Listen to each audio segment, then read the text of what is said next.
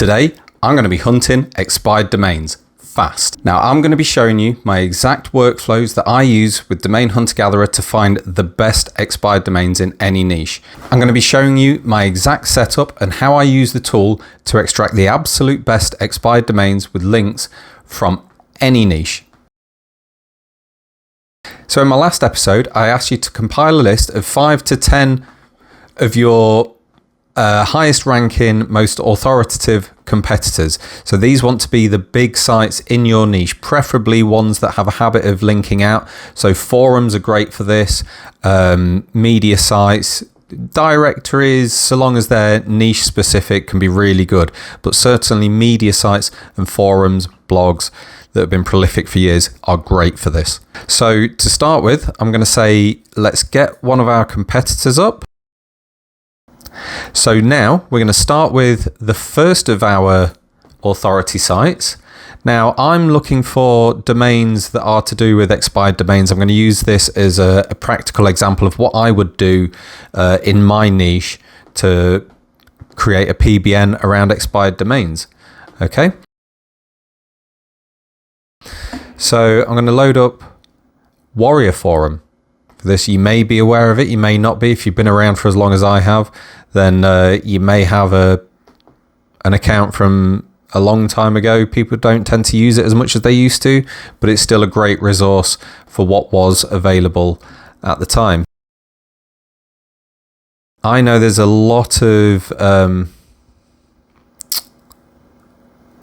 forums, a lot of linking out, so I'm going to choose the search engine optimization subforum.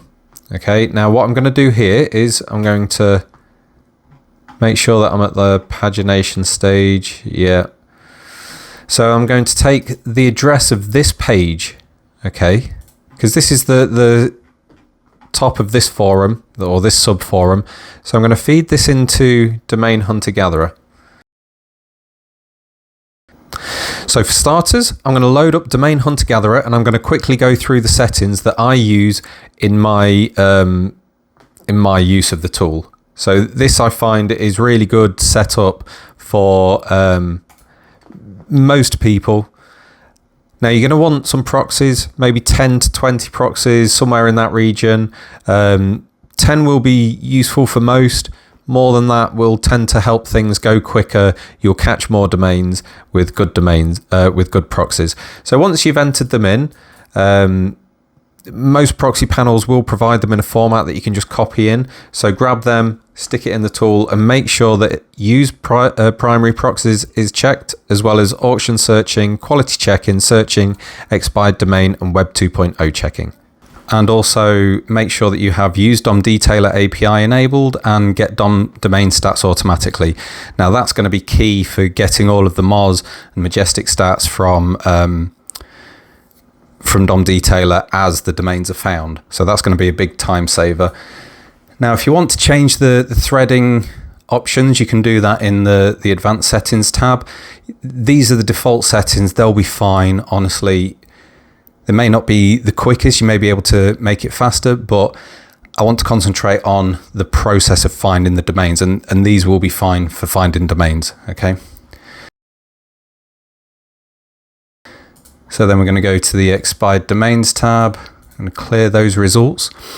Now, when we're crawling our main competitors, we want to be crawling quite deep into the site, but also into the most specifically related parts of the site.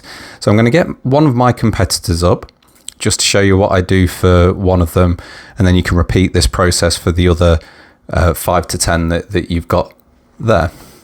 So I'm going to be using WarriorForum because in this example I'm going to be finding domains that are to do with expired domains, SEO, things like that. So this is the niche I'm in, so obviously I'm going to be interested in domains for that.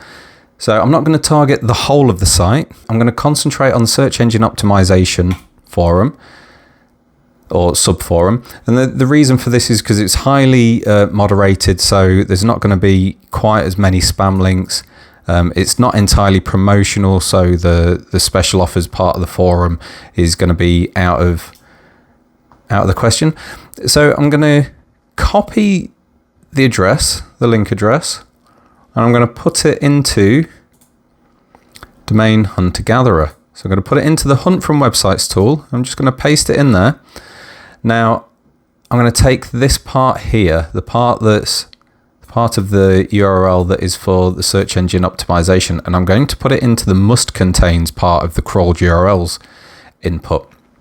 Now what this will do is it will make sure that DHG is only crawling that specific part of the website. So it's only going to be looking at the forum posts that people have posted. Okay, and then I'm going to set the crawl levels very high, 10,000. I'm probably going to get bored and want the results before that, but this will let it run for as long as it wants, essentially till I stop it. And then I'm just going to hit crawl. It's going to ask if I want to stay on the site or if I want to allow crawling off the site. So for this, I do not want to be crawling off site. I want to stay on site. So I'm going to click no on that. And then we sit back. That's it. Now DHG is going to do everything for us. When it finds a domain that's expired, it's going to check the stats with DomDetailer. It's going to do that all for us. You see straight away already it's pulling up. It's got 3 domains already. Now they're not going to be great. Let's be honest. We can see what the 3 referring domains, 15 referring domains. So I'm going to leave that running. I'm probably going to leave it for a few hours, really let it stretch its legs, and it's going to find a ton of domains. I guarantee it. So I'm going to come back to that when it's done in a minute.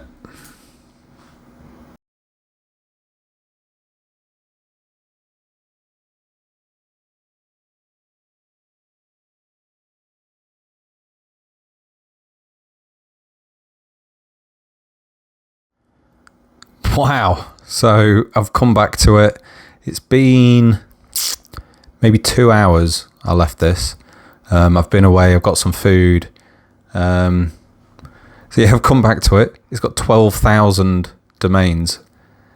So I'm going to stop it there. I could leave it running. Genuinely, I could probably leave this running all night. It says that it's got about a quarter of the way through. Realistically, it's probably a bit more than that. But it could probably run most of the night and pull in maybe another 10,000 domains. But I'm going to stop it there because I'm sure there's probably plenty to be looking through now. And this is just a demonstration after all. So I'm going to stop it, and then I'll expand this a bit so we can see things a bit clearer.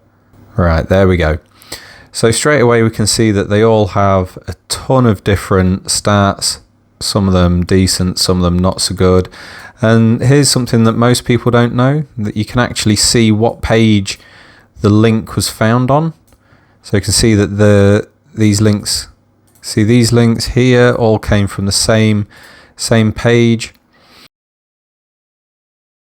So what I'm going to do for now is there's a couple of trains of thought. You can set a filter to weed out all of the ones that have, say, less than 4 trust flow, less than 4 or 5, I don't know why I'm saying 4, Moz domain authority, or even links or referring domains or all these other things. You can do that. You can set filters and take all of them out entirely. But I don't think that's the best trick. I think what we want to be doing, what has always worked for me, is rather than filter them out and actually take all of those domains out, I prefer to sort by trust flow. Then when I've done that, I had a look at the domains in the list, maybe have a glance over at the domain authority, see if there's any that have a high trust flow and a high domain authority. Like there's that one, it's got 18 topical trust flow for computer software freeware. Like that's perfect niche relevancy, as well as having backlinks. See, it's got 185 referring domains, which is good. 70 different referring IPs, so that's at least 70 different properties linking to that domain. See, what else is there? So there's This one, I'm going to shrink these down a little bit because I'm not using them for now. See the stats all together. So for developer resource, I can see it's got an 18 of trust flow of 18, domain authority of 26. Now, if I was building this PBN for, you know, just stats, if I was selling links on it, I'd just be interested in what stats the domain has, because that's what you're going to sell it on. I mean, that'd be good. That's a $50 link all day long. You know, if you could get some of those sales every week or so, you'd be doing really well off a domain like that. And this is available now. This is available for cost of registration. Of course, it might not be by the time you see this video, but right now that is available. There's Ron and Dave. Oh, they're computer software as well. Trust flow of 19, domain authority of only 10. So it's nothing major. What's this one? Domain authority of 24, 101webtemplate.com. So at this point, I'd be going down, looking through which domains I'd be interested in. For starters, that developerresource.com, that stands out a mile to me. Now, you might be looking at it thinking, well, it's not that great, but it's got links. It's got links in my niche to a website that used to be about the sort of things that I'm selling. So it's not just that it has a keyword in the domain. See, if I'd have searched for SEO or domains or something like that, developer resource would not have come up, but it has with this. Now I'm going to look into it. I'm going to look at the backlinks. I'm going to look at the content history of it, and I'm going to show you that. But I'm telling you, unless the content is jacked up on that, I think I'll be getting it. See, what else do we have? There's Ron and Dave. I don't know about that. See, the topical trust flow is a little higher with 19 over the 18 of the other one, but it's only in one category, so the content was probably fairly weak. This is just what I'm looking at, or what I'm gathering from seeing it here. So the domain authority is not nearly as high. I find domain authority on its own is not overly reliable, but in conjunction with trust flow, it does tend to be fairly reliable. The topical trust flow being congruent with each other is always good as well. See, like this one is home and rural life, and that one's science and biology, so I already know that's going to be a bit all over the place in its content. I mean, the domain's chicken houses for sale. It's not one I'm interested in. But that's an example of something to look out for, just as a quick indicator of quality. Is if the topical trust flows are in different categories, that means that the content may have switched in the past at some point. It may have gone from one to the other, or it might be that at the same time it's covered a multiple range of topics, and it's not been overly clear of what the main topic of the website is. So that's something to look out for. Dynamic web rank, what's this? 15 trust flow, 10 domain authority. Yeah, see, that's very much about software, I'd say. These are just ones that I'm going to be looking at. I'm just favoriting the ones that I'm slightly interested in.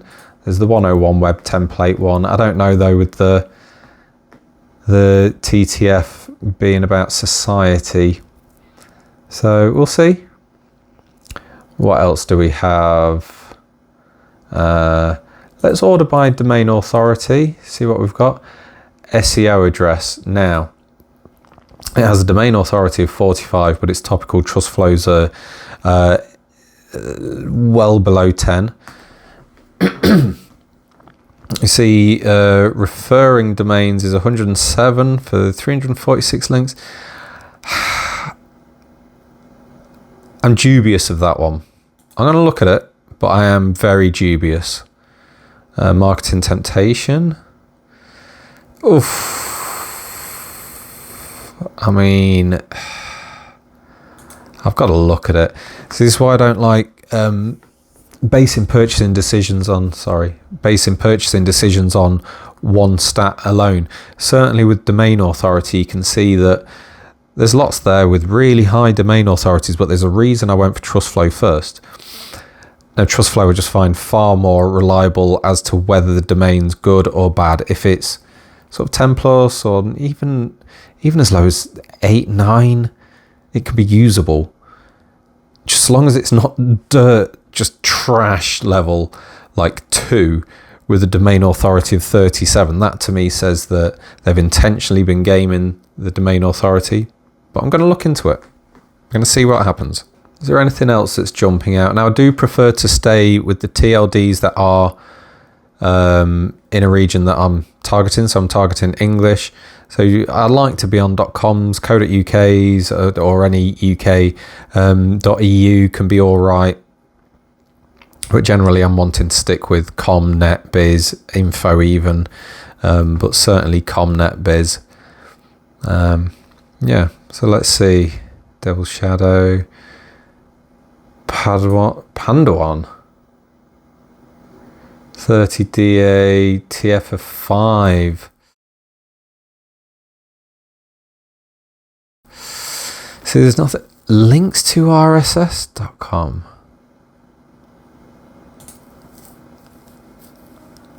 I have used that website in the past. Links to RSS.com. I'm sure I used that in the past. I'll definitely be looking at that.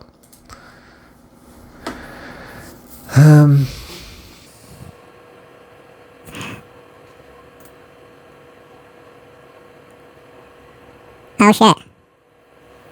Oh shit, son. Oh wow. Wow. I've got to get that. And then I'm at developer resources. So yeah, link to RSS. I just had off camera, just had a quick look at I remember that website. It's an old one, but I remember it. Wow. I'm going to do something with that. I'm going to do something with that. So that's really thrown me off. I wasn't expecting to find that. Well, that's going to be an interesting one. So we're going to carry on going down. I don't think I'm going to find much else. Art, music, society. I'm just going down because I've already got the high DA, so I'm looking for some matching quality from Majestic and All HD TV. No, what's this one? Tiny keyword tracker. That could be interesting. I'm going to look at it. It's got TF of 8 and a 22 DA. So I've already shortlisted 2, 4, 6, 8, 9. So then I'd suggest copy the process for your other authorities sites and find the best domains that you can. So that's episode 2. In this episode, we first looked at setting up Domain Hunter Gatherer and how to get everything working as we will need in future. And then we've taken our competitor's website or authority site in our niche, and we've looked at what would be the most relevant appropriate part of their website for crawling. Then we've taken that section and we've put it into Domain Hunter Gatherer and set it up to crawl just that specific part of the website. Now this has pulled in 12,000 domains. If we'd have left it running longer, it would have pulled in more. So from that list of domains, we have sorted the domains and gone through and looked at the most important stats. We've used domain authority, trust flow, topical trust flow, as well as referring domains. And in the next video, we're going to be looking at checking the content history of the domains to make sure that they haven't been spammed or used for multiple different contents, because that will dilute how good the domain authority still is. And we're also going to look into the backlinks, checking that the backlinks are varied and relevant to what we are looking for. And ultimately we will in the next episode be deciding what domains we want to buy from the list. So this is a really important one. This one was great. The next one's also going to be great. And we'll go from there, and you'll see later on in the series how I build out these websites and add my links to them for great effect. So we've got links to loads of useful guides in the description below, so take a look at that. So thank you very much for watching, and I hope to see you in the next one. As always, you can subscribe if you want to be notified of the next episode. But also, if you have any questions about anything, stick them in the comments below. I'm always interested in hearing your thoughts, what you think about the football, or whether you prefer rugby. I'm always interested in what you've got to say. So post your comments down below, and I hope to hear from you. Thanks for watching. Cheers.